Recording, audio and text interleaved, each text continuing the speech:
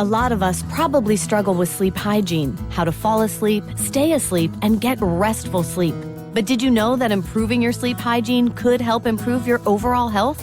Health Break, a podcast by UPMC Health Plan, dives into this topic with advice and tips you can use from our expert wellness health coaches. Listen now to find out how you can start improving your sleep at upmchp.us/healthbreaksleep. That's upmchp.us/healthbreaksleep.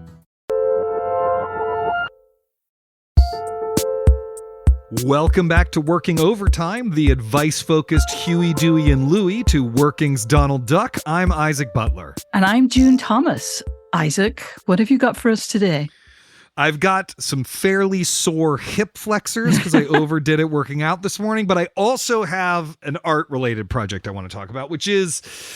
I just have this thing that I think you'll be particularly helpful with, which is garbage time. No, I am not talking about dumping out your trash, although, I know you had to do a lot of that when you moved. I'm talking about what you do when things aren't working out, when they aren't clicking, when the inspiration won't come, when every sentence or brushstroke or note you write down is just excruciating, when you're in a slump, creatively, professionally, spiritually. How do you navigate it? How do you get through it? I know just exactly what you're talking about, but why did you want to talk to me about this, Isaac? What are you saying? No, June, I didn't mean it that way. No reason to get paranoid. I want to talk to you about this because you are so well read in the world of productivity and creativity and advice. And I just have a feeling that you have a lot of deep knowledge about this. But before we get to that, let me just ask, do you ever feel these kinds of slumps, either the creative ones, writing is just not coming out right now, or the professional ones like, why am I doing this? Why am I not a goat farmer? What's the matter with me? I can honestly say I've never wanted to be a goat farmer or anything else that involved working outdoors. But yes, I have definitely experienced moments, nay, days, where writing just seemed impossible. And I had both crises because I did at that point wonder if I could possibly learn to do decent latte art and get a job as a barista. I've never actually gone as far as trying to test that, though. What about you, Isaac? Yeah, I think...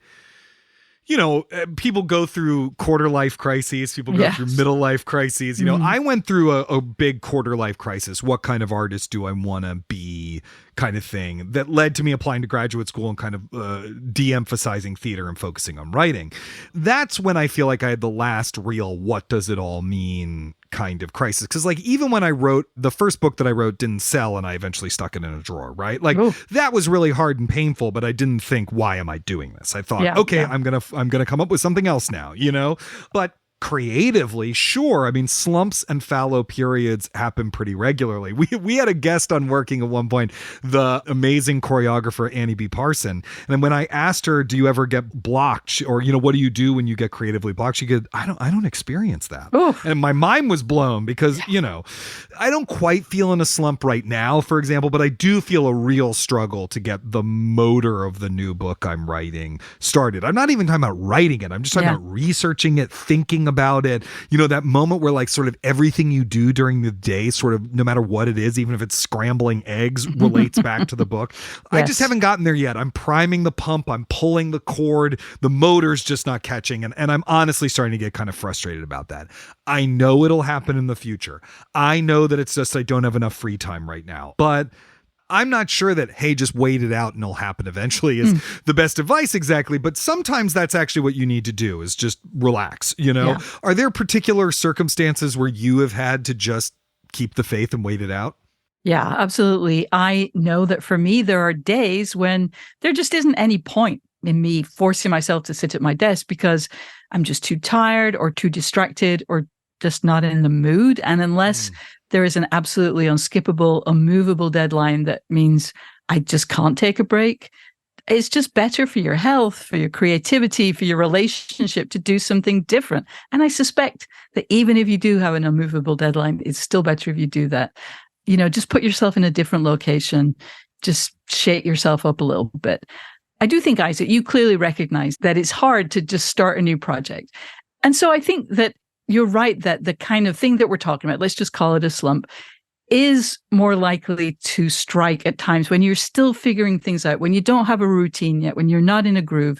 I know from previous conversations that when you were writing the method, you had a routine of, you wrote at a certain time of day, you watched movies at a certain time of day, took care of family responsibilities or had fun. Like you knew what the day was going to look like. And it's not easy to find the right routine, but once you get into it, work just does become easier. Also, writing a new book is like starting a new job. You've got to get to know the work culture, the people, the weird idiosyncrasies. And when you're writing a book, it might be like figuring out what library databases you'll end up going back to again and again, what kind of material you'll be reading. I know you've mentioned that you read a lot of PhD theses for the method. Well, maybe there'll be something else for this book, congressional testimony, who knows? But it takes a while to figure that stuff out. So, be kind to yourself. Well, we are not going to wait it out any longer. Well, maybe just a little bit longer, actually, because we're going to take a quick ad break. When we come back, I'll pick June's brain for advice on the old slumparoo. This episode of Working Overtime is brought to you by Factor. Now that it's summer, you might be looking for wholesome, convenient meals for sunny, active days. Well, Factor, America's #1 ready-to-eat meal kit, can help you fuel up fast with flavorful and nutritious ready-to-eat meals delivered straight to your door. You'll save time, eat well, and stay on track reaching your goals.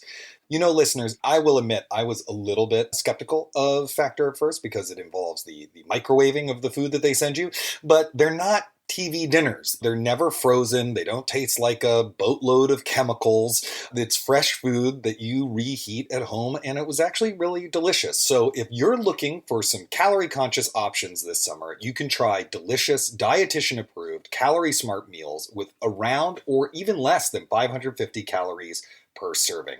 This June, get Factor and enjoy eating well without the hassle. Simply choose your meals and enjoy fresh, flavor-packed food delivered directly to your door. Head to factormeals.com/working50 and use code working50 to get 50% off your first box. That's code working50 at factormeals.com/working50 to get 50% off your first box.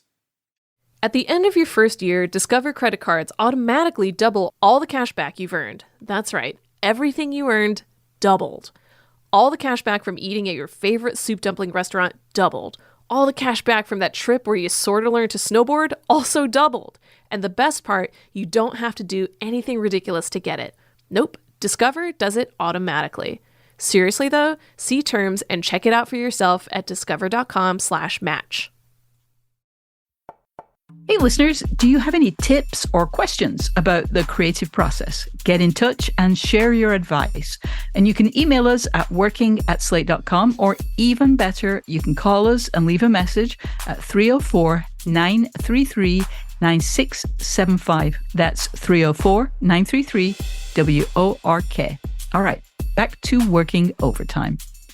So June, let's get into it. You're in the middle of a project or something. You hit the big slump, just things aren't going well. There's probably some sports metaphor here I could use if I knew anything about sports.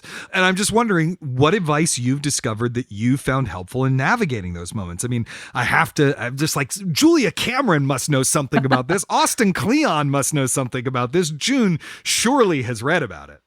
Well, it's funny. I don't know if that was intentional, but I think you've actually mentioned the big ones in this area. I do think that a book like Austin Kleon's Steal Like an Artist is effectively about getting out of what you might call a perpetual slump, where you feel a really strong vocation to do creative work. You've got a calling, but you just cannot figure out how to start. He gives some really effective, okay, here's 8 things you can try, do these things.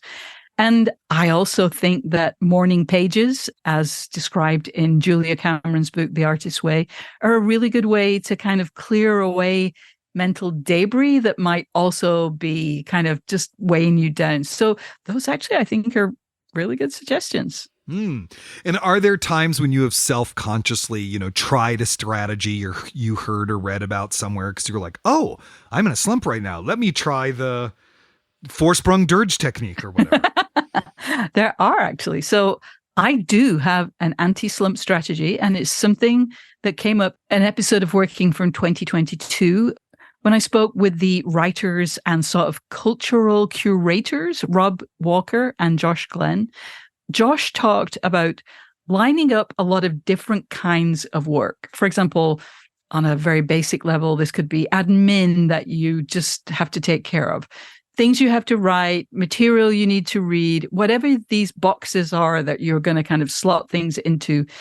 Then if the writing just isn't coming, do some admin.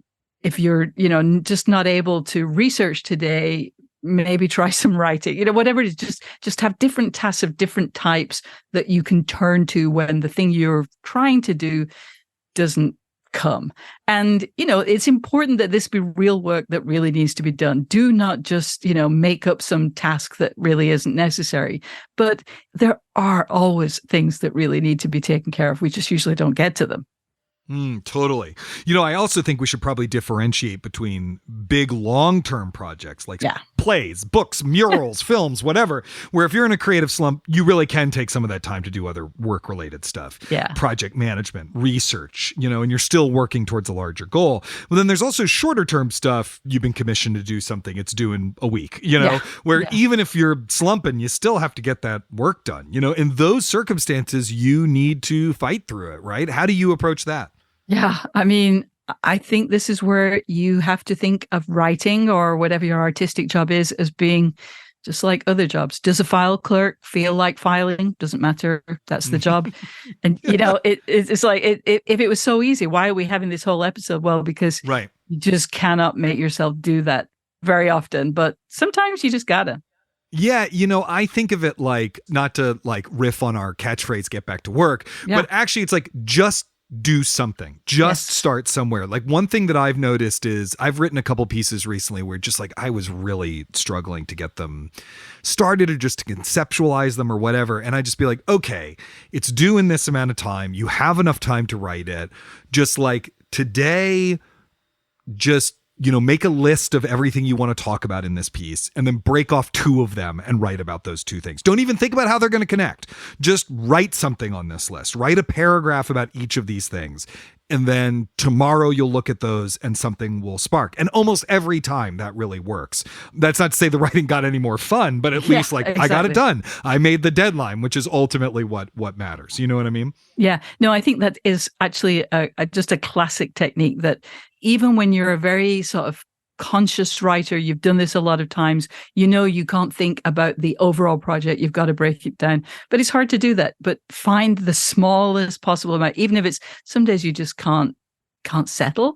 So, okay, I'm just going to sit here for 5 minutes. 5 minutes, anybody can sit still and try for 5 minutes and just do little things like that. And if you have to, and that's one way of getting it done.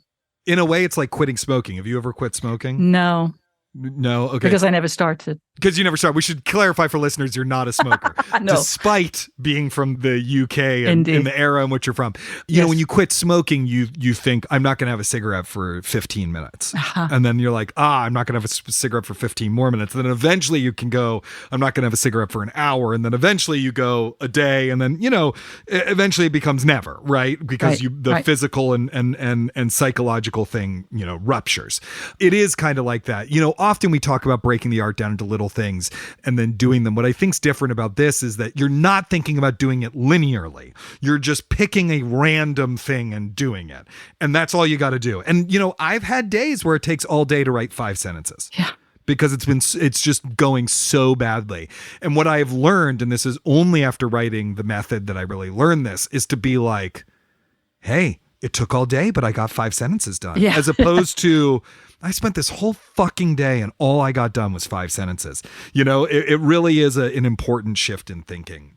Totally. Sometimes, though, the slump is deeper. Ugh. You have trouble even doing the researching or the project management because a part of you is like, I should just return the advance. I pitched the wrong book, or why am I even bothering to be a writer? It's time to set my paintings on fire and take to the sea as a merchant marine. How do you reconnect with the joy of creation in those moments? So for me, I think this is a time where you just kind of spoil yourself. If you're having trouble getting into a topic, say, read one of the books or articles that you think is going to be really useful and that you'll enjoy reading. Don't try to slog through, an academic article that you think it might be useful, but it's probably going to be really boring. Like when you're in this feeling of slumptitude, that's not the time to tackle that kind of task. Is there something you love? Allow yourself to do it. For example, when I'm doing research, I just love flipping through like slightly obscure publications and like looking around, looking at the ads. What were they reviewing that week? What were the news clips? That is never almost a high priority task, but it's so fun to me. And it's, quietly useful. It's not a waste of time. So if there's something like that you just know you'll have fun with, and it is even slightly useful, this might be the time to reward yourself with something like that you'll enjoy and will hopefully spark some ideas. Do you ever do that? Yes, totally. But I'm going to go even further than that. Maybe you need to reconnect with enjoying art, period. And maybe that might mean that you just have to like read a book that you haven't read by an author you love that has nothing to do with the project you're working on, just so that you can rediscover that you love reading, or go to a museum and just pick a random room at, I live in New York City, so I'm going to mention a New York museum, but, pick a random room at the Met and spend an hour there because you just love being in that environment. It doesn't always actually have to be right in line in your project. Of course, you do that too much and you blow your deadline, exactly. You don't get anything done. It's all about balance, right? Or you could even reread or rewatch or re-experience a favorite thing, just to reconnect with the part of yourself that fucking loves making art, being part of the culture, being part of this grand conversation we've been having as a species for thousands of years. I think it can be really helpful. But we should also say, sometimes that voice in your head that's saying this is the wrong project, or you're in the wrong field, or maybe you're not really an artist, or whatever it is, sometimes that voice is right. I know people, like I have a friend who wrote a really brilliant novel. I'm going to keep this anonymous. But a friend who wrote a really brilliant novel, and she was working on the follow-up, and it was just excruciatingly painful. And finally she got to the point where she's like, I don't know that I really want to write another book. I don't know that writing books is what I really was put on this earth to do. And she's in law school right now. There's things that she cares about in the social justice field, and she wants to be a lawyer so that she can help make a difference in the world. And who knows? I mean, she's young. Maybe she'll return to writing again. I hope she does, because she's brilliant at it. But, it turned out that the voice saying this is the wrong thing was correct.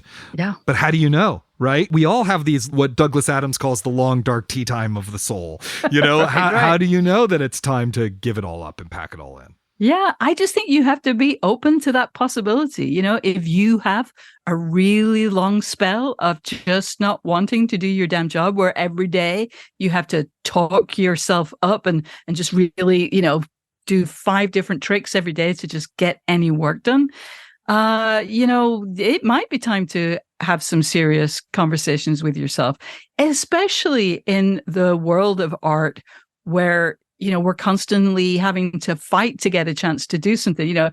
You have to really work hard to sell a book or to get a grant or to get a commission. And if you still can't figure out a way to do any of that work, or certainly to enjoy it, it might be time to do some serious reflection about what you really want to be doing with your life.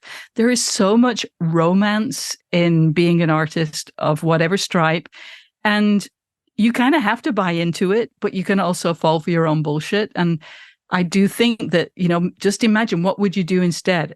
What your friend has done actually sounds like a brilliant outcome. I once did a whole series of working interviews about second acts, people who were, an attorney who became a rabbi, as an actual example. And I will always remember the question I said, so what was the first stage in becoming a rabbi? He said, well, first I had to become a Jew. So, that was really starting from scratch. So if there's something that you think you would enjoy doing that would really make a difference, like, go for it. And if you can pull the plug before you've sunk too much time into something that's really making you miserable, all the better. You're absolutely right. And when we come back, we will talk about some of the side emotions that can come up during these periods and how to manage them. Stay tuned. This episode is brought to you by Wondery. It's 1983. A busy sidewalk in Burlington, Vermont, crowds part as two hippies run past on their way to the local bank, with a sheriff chasing them down. Local ice cream makers Ben Cohen and Jerry Greenfield need to withdraw their remaining cash before the sheriff seizes it, and their ice cream dreams melt away.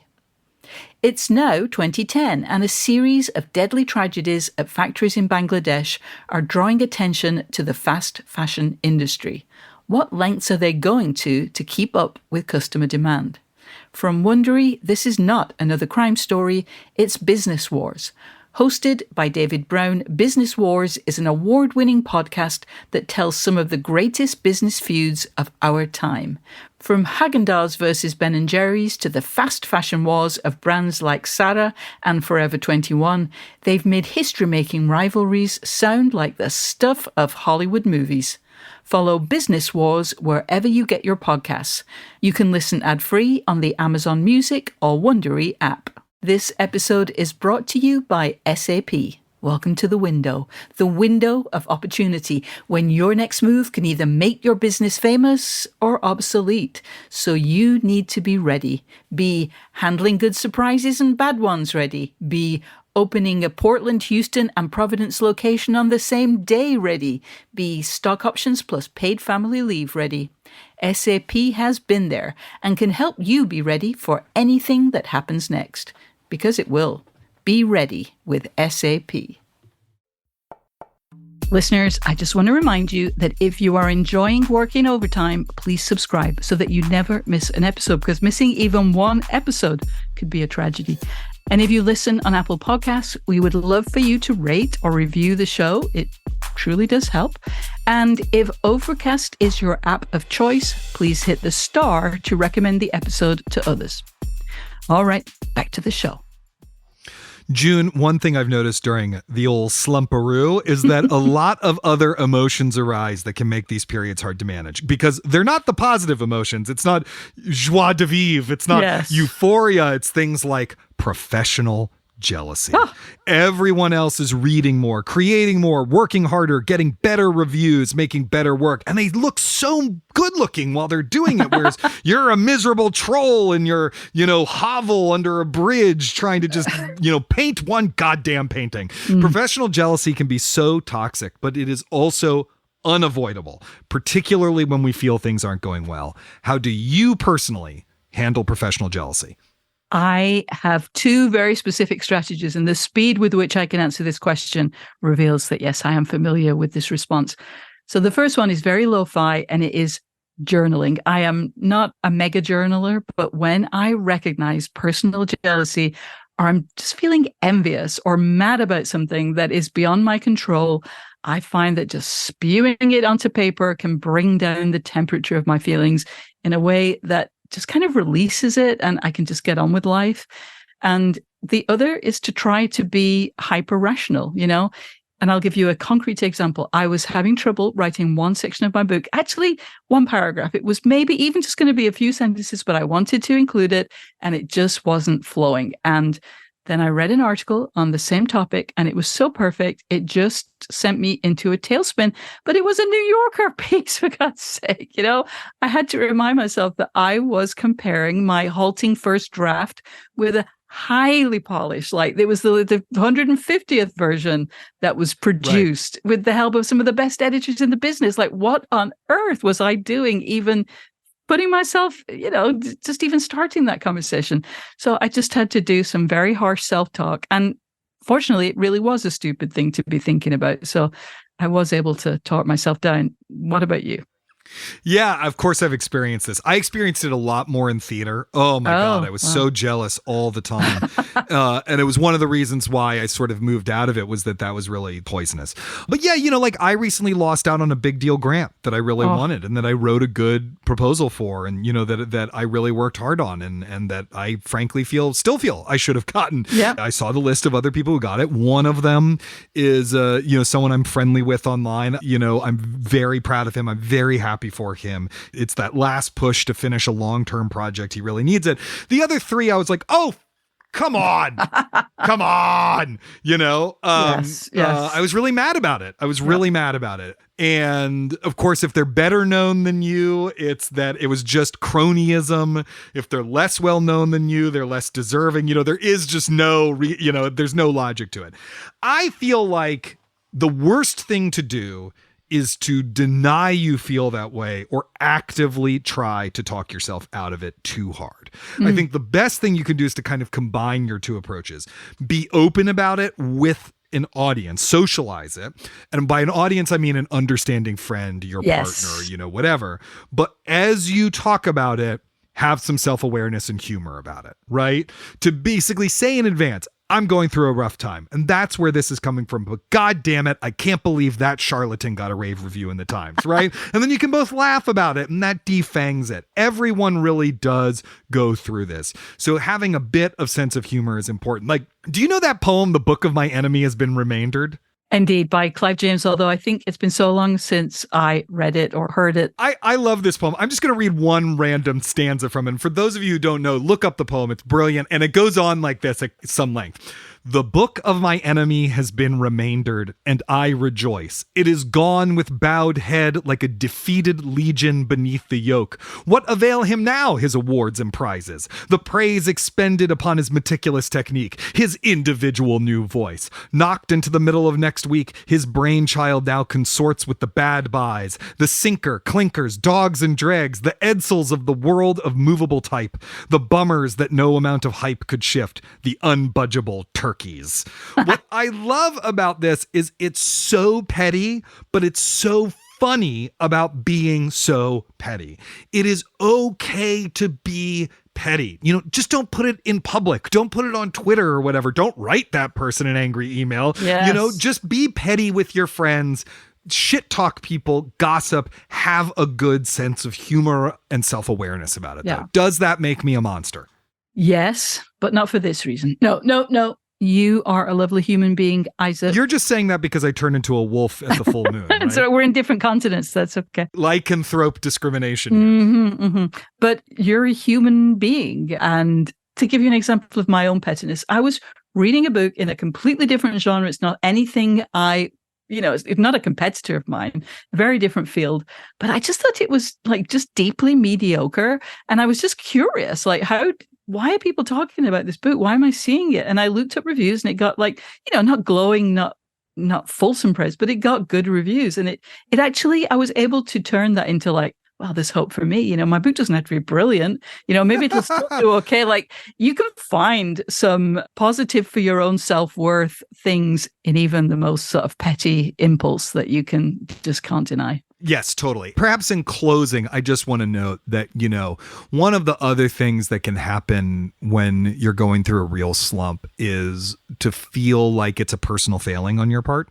I think that's part of the professional jealousy or the creative jealousy is well, if I was, Don DeLillo doesn't go through slumps, does he? Or, whatever it is. Yeah. You invent another person in your head who never goes through this. But actually, almost everyone, not everyone, there are some people who don't, but almost everyone goes through this. And even the people who never go through slumps are going to go through periods where the public or critics or their friends or whatever don't like their work.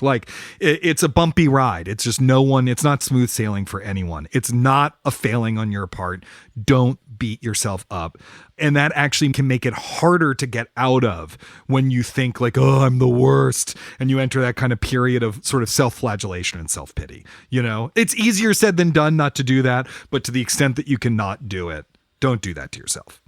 Absolutely. Isaac, those are some of the wisest words you, a wise person, have ever said. Well, as werewolves go, I do all right. That's all the time we have for this episode, but let me leave you with one last piece of advice. I think you should probably subscribe to Working wherever you get your podcasts. And if you have ideas for things we could do better, questions you'd like us to address, we'd love to hear from you. You can send us an email at working@slate.com or give us a ring at 304-933-WORK. And if you'd like to support what we do, sign up for Slate Plus at slate.com/ Working Plus. You'll get bonus content, including exclusive episodes of Slow Burn and Big Mood, Little Mood. You'll get bonus segments of a lot of the Slate podcasts. You will never hit a paywall on the Slate site, and you will be supporting what we do right here on Working. Special thanks to Working Overtime's producer, Kevin Bendis, and Working's producer, Cameron Drews. I was in a bit of a slump with Working Overtime ideas, and I was rescued by 3 friends who suggested this week's topic. That's Elisa Gabbert, Catherine Nichols, and Jamie Green. Thank you so much for helping me out. We'll be back with a new episode of Working on Sunday and a new episode of Working Overtime in 2 weeks. Until then, get back to work.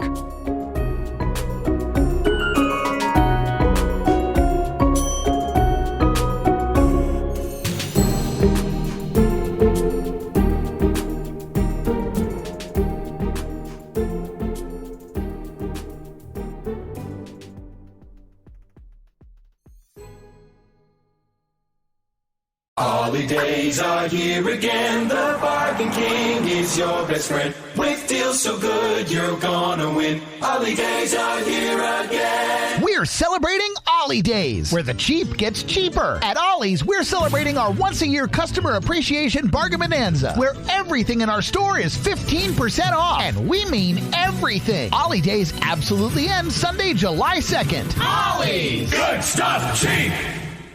Holidays are here again, the Bargain King is your best friend. With deals so good, you're gonna win. Holidays are here again. We're celebrating Ollie Days, where the cheap gets cheaper. At Ollie's, we're celebrating our once-a-year customer appreciation bargain bonanza, where everything in our store is 15% off. And we mean everything. Ollie Days absolutely ends Sunday, July 2nd. Ollie's! Good stuff, cheap!